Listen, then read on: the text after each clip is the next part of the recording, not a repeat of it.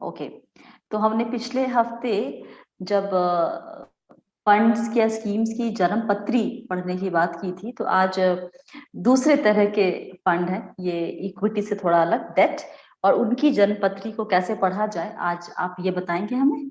बिल्कुल, शुरू करें। हाँ, तो सबसे पहले ये बताइए कि जन्म पत्री बहुत ज्यादा लंबी चौड़ी होती है, उसमें से कितनी चीजों पे ध्यान देना होगा, कुछ नंबर काउंट किया है आपने? आई थिंक डेट की जन्मपत्री में शायद 5 से ज्यादा नहीं होंगी, एक खोल लेते हैं और साथ साथ में कर लेते हैं।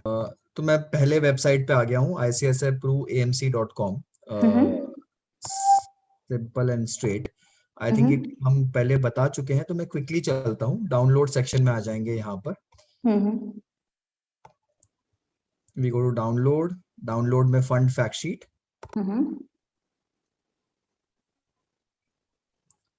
फंड फैक्ट शीट में आप देखिए, यहाँ पर आप फैक्ट शीट फॉर जून, जुलाई की अभी तक ऑब्वियसली पब्लिश नहीं हुई है, तो मैंने फैक्ट शीट फॉर जून खोल दी। अब जून की इनकी फैक्ट शीट में इन्होंने पहले economic overview, yields, macro data, काफी अच्छी फैक्ट शीट है ये। अगर कोई देखना चाहे, थोड़ा सा डेटा अगर लेना चाहे कहीं इकोनॉमी के बारे में, ये काफी काफी इन लोगों ने डेटा दिया है यहाँ पर। Okay. And then scheme wise index है, और डेट स्कीम्स पर आ जाते हैं सीधा।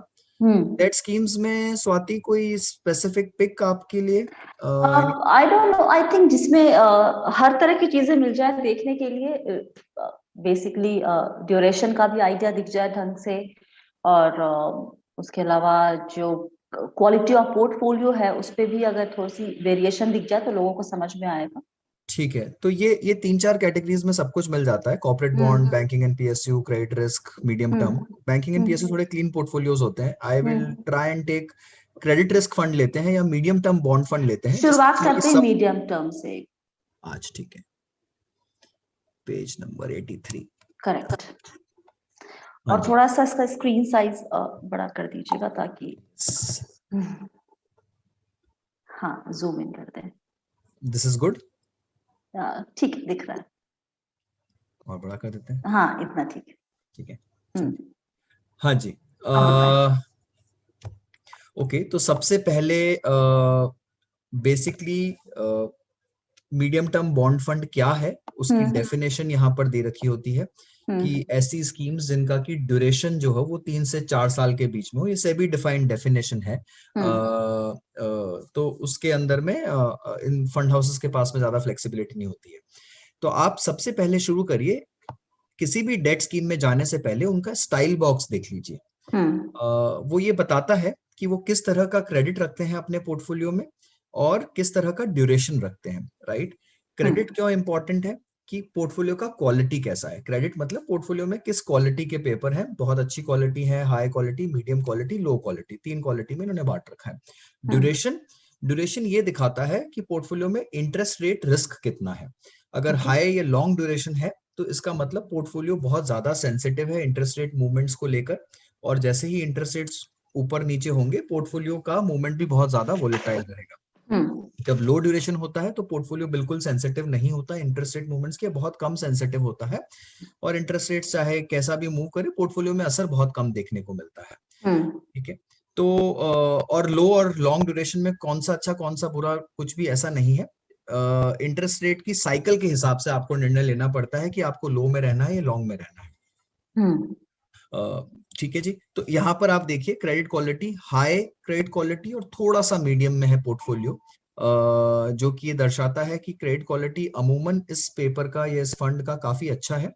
थोड़ा सा ब्राउन शेड मीडियम में आ रहा है, तो कुछ मीडियम क्वालिटी के पेपर्स भी हैं, वो हम देखेंगे कैसे देखते हैं। ड्यूरेशन पूरा ही मीडियम के अंदर में है, विच मीन्स ये ना तो लो ड्यूरेशन है ना लॉन्ग ड्यूरेशन है, ये मीडियम रेंज है। जैसा कि यहाँ लिखा हुआ भी था 3 to 4 इयर्स का पोर्टफोलियो का ड्यूरेशन है, जो कि इनके फर्स्ट लाइन में लिखा हुआ था। तो मीडियम ड्यूरेशन दर्शाता है कि ये बहुत लंबी अवधि का पोर्टफोलियो नहीं है, बहुत छोटी अवधि का भी नहीं है। ठीक है। ये सबसे पहली चीज, स्टाइल बॉक्स क्विकली एक झलक में ही आपको बता देगा कि हम क्या कहाँ एंटर कर रहे हैं, किस तरह के पोर्टफोलियो में जाना चाहते हैं। उसके बाद ये थोड़ी सी क्या बोलते हैं फंड डिटेल्स, हाँ, बेसिक डिटेल्स देख लीजिए कि भाई फंड मैनेजर कौन है, कब से मैनेज कर रहा है, कितना एयूएम है। फंड डेट में एज अ थंब रूल जितना बड़ा एयूएम होगा उतना अच्छा होता है, ज्यादा AUM is a good sign of a very good debt scheme. Equity में ऐसा नहीं होता है अमूमन। ऐसा क्यों? लेकिन देखिए, जितना बड़ा डेट फंड होगा स्वाति, उतना ही ज्यादा लीवे होता है फंड मैनेजर्स को डील नेगोशिएट करने का। किस डेट में तरह के काफी डील? बार आपको कंपनीज के पास जाना पड़ता है, उनको बोलना पड़ता है कि भाई ये लीजिए 500 करोड़, आप मुझे बताइए आप कितना इंटरेस्ट रेट दे सकते हैं या डिपॉजिट पे क्या रेट देंगे। Okay. Even banks negotiate CDs के रेट, या कंपनीज तो डेफिनेटली नेगोशिएट करती है। आप जितना बड़ा अमाउंट उनको बोलेंगे, उनको बोलिए मैं 5,000 करोड़ आपको देता हूँ, आप बताइए। तो जो 500 करोड़ दे रहा था उसको हो सकता है वो 8% रेट दे, जो 5,000 करोड़ दे रहा है उसको हो सकता है 8.25% rate they they, right. So they like so big check is of big value in debt market। तो अच्छा बार्गेनिंग पावर होता है, और फंड की वोलेटिलिटी भी अंदर कम हो जाती है। डेट में रिडेम्पशंस अगर आए, जो कि इंस्टीट्यूशनल रिडेम्पशंस डेट में आते रहते हैं जाते रहते हैं, तो उससे फंड थोड़ा स्टेबल हो जाता है अगर ज्यादा AUM हो तो। ओके। तो ये हो गया। आप तो बाकी थोड़ा sorry to exit. Interrupt you, एक क्वेश्चन। तो बड़ा AUM क्या मानते हैं, कितने कम से कम कितना होना चाहिए? देखिए, डेट में डिपेंड करता है आप किस कैटेगरी में जा रहे हैं, बट कोई भी फंड अगर डेट में आपका 2,000 करोड़ से कम है, तो मेरे हिसाब से, मेरे लिहाज से वो फंड इतना अच्छा नहीं है। ओके। चाहे किसी भी कैटेगरी में हो, मोस्टली 2,000 करोड़ के ऊपर का फंड होगा तो थोड़ा ठीक है, और अगर 10,000 करोड़ के ऊपर है तो then it's a good, very good sign of a mature debt fund. Okay.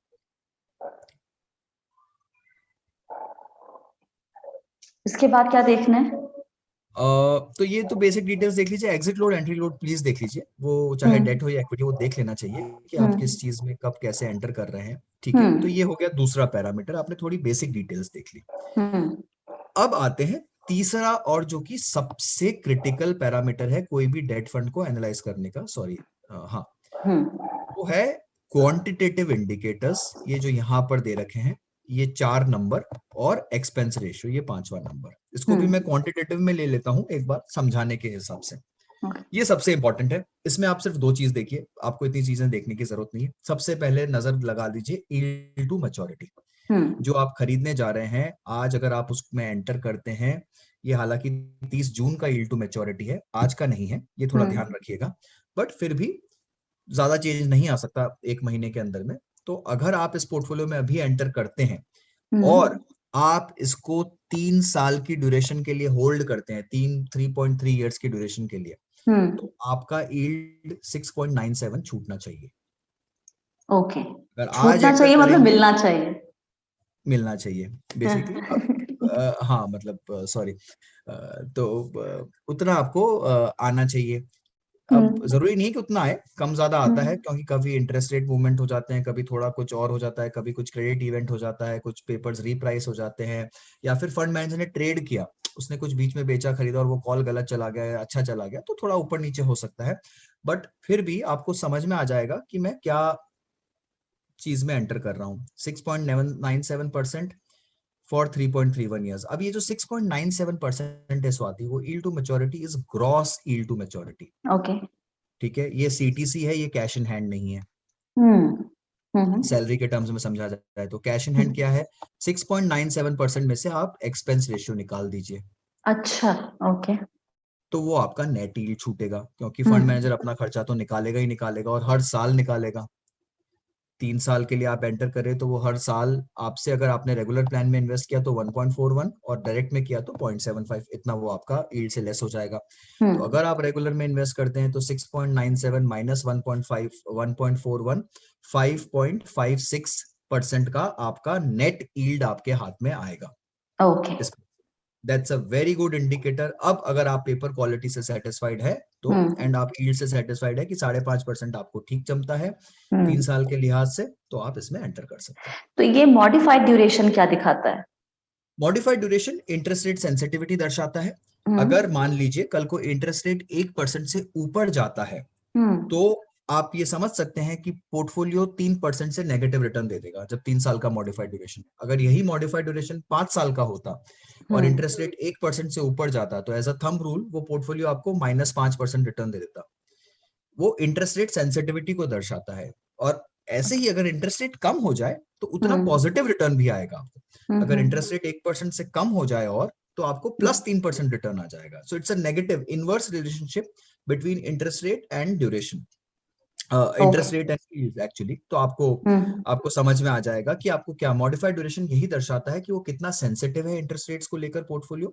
1% से ऊपर तो 3% रिटर्न नेगेटिव, 1% से नीचे इंटरेस्ट रेट तो 3% से ऊपर रिटर्न पॉजिटिव आपको, और वो इमीडिएटली अक्रू हो जाता है इंटरेस्ट रेट अगर गिर गया तो। Okay, so this is how you have to read modified duration.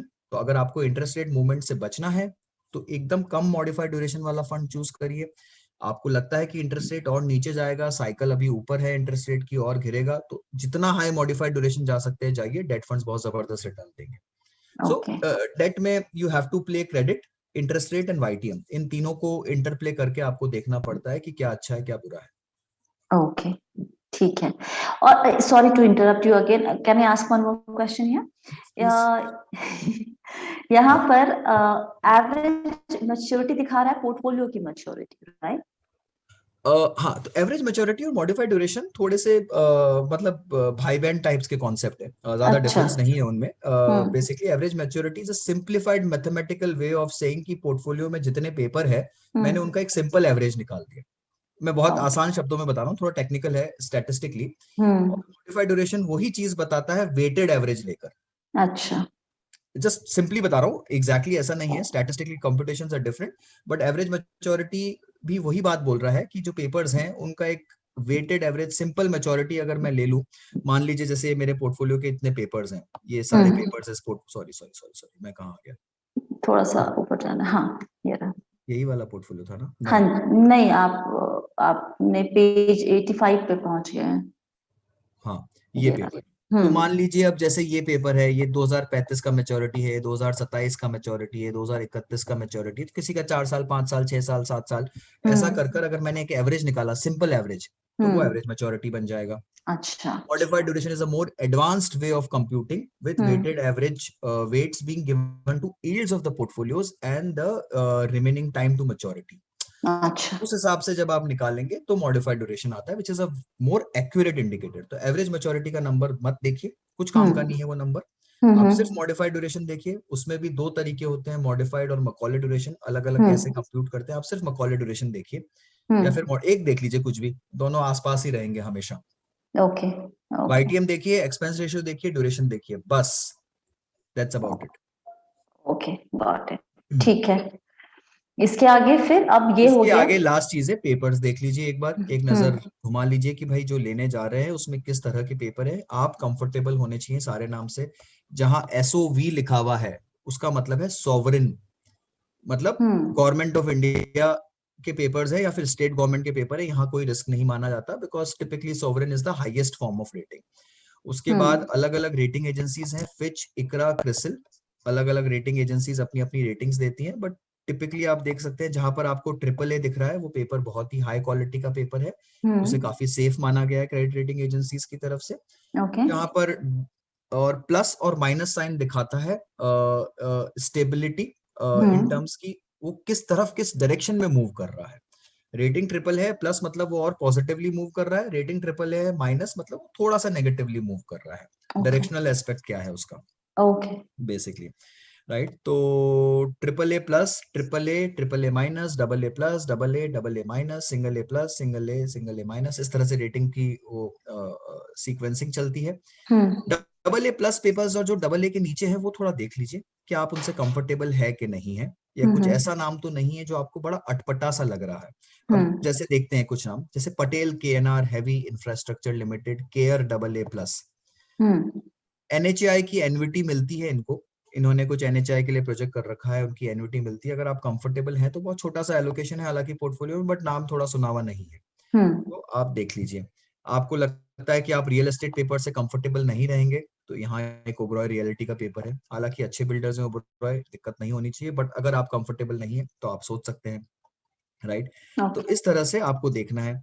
यहाँ पर भी कुछ टीयर 1 बॉन्ड्स हैं, टीयर 1 बॉन्ड्स काफी काफी पैकिंग ऑर्डर में हाई होते हैं, तो उनमें कुछ रिस्क नहीं होता है, बट जहां आपको टीयर 2 बॉन्ड्स दिख जाएं, आपका एंटेना थोड़ा खड़ा हो जाना चाहिए कि ज्यादा टीयर 2 एक्सपोजर ना हो। परपेचुअल बॉन्ड्स का प्राइसिंग को लेकर सेबी ने अलग अलग फॉर्मूला निकाले हैं अभी, तो उनकी मॉडिफाइड ड्यूरेशन का कंप्यूटेशन भी बढ़ा दिया गया है, तो वो थोड़े से देखने, और वो थोड़ा रिस्की भी होते हैं, तो वहां आपको देखना पड़ेगा किसी पोर्टफोलियो में बहुत ज्यादा टीयर 2 पेपर ना हो। ओके, ओके, और इसमें नीचे कहीं पर एक बना होता है जिसमें वो दिखाते हैं कि एलोकेशन किसमें कितना है, हाँ किस जी, तरह हाँ की जी, हाँ चीज, जी, राइट, रेटिंग प्रोफाइल बेसिकली, या राइट या राइट ये राइट रहा। राइट।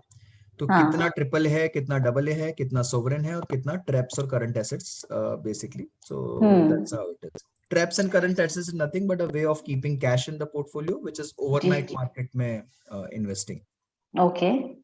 ट्रेप्स पे क्वेश्चन भी आया हुआ है यहाँ पर, हमारे, मुझे वो सवाल जब मैं ढूंढना, हाँ, ये श्रुति ने पूछा हुआ था सवाल अपना कि ट्रेप्स क्या होता है डेट फंड की फैक्ट शीट में।